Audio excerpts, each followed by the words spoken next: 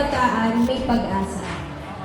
So, huwag nating isipin na parang kahit walang pinag-aralan and all, kaya-kaya natin yan. Kasi lahat tayo, basta may pangarap, may pag-asa.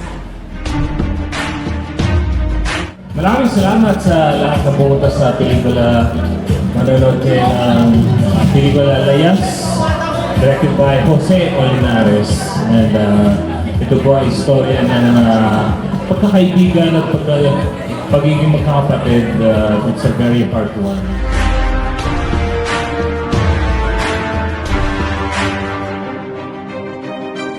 Binabati ko po lahat ng pumunta dito. Salamat po sa inyo, sa suporta ninyo. Thank you so much.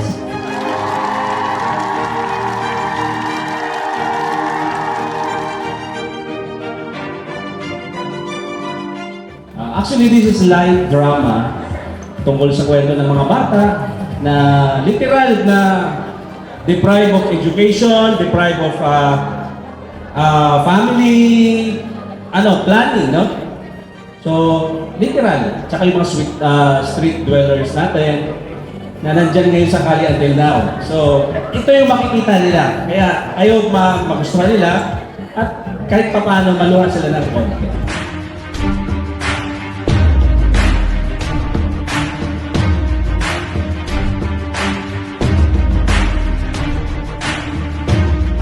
Maganda yung movie. So, nakakaiyak. So, ilang beses akong naiyak na sa scenes, lalo na nung nag-reunite yung mga bata. So, sobrang heartwarming. Pinaka-lesson lang dyan is yung kailangan talagang yung dream mo, pursue your dreams.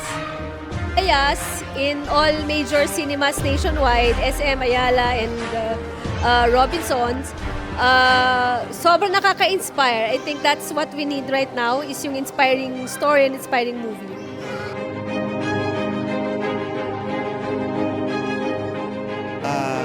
Sana po mapanood niyo po yung Layas yan, no? And dito po mapupulutan niyo kasi ditong lesson kunyari sa mga mag-asawa pagka hindi kayang control mag-control na po kayo di ba kasi minsan pagka ang dami mong anak, di ba? Parang minsan nahirapan na din yung mismo mga anak nyo.